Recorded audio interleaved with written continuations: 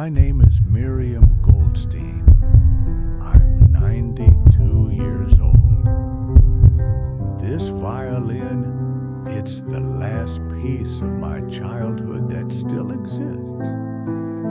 I was born in Warsaw, Poland in 1932. I was just a little girl who danced in the rain, who believed the world was good.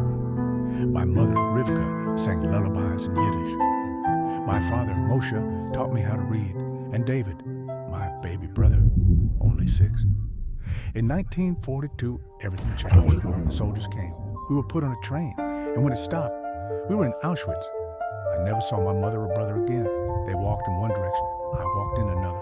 I was 10 years old, alone, surrounded by death. Then someone told them I could play violin.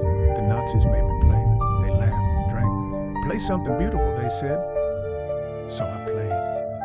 As people marched to their deaths, as smoke rose behind me, as my fingers bled and my stomach screamed from hunger, I played because if I stopped, I'd die too. For years after the war, I couldn't even look at this violin. Its sound haunted me.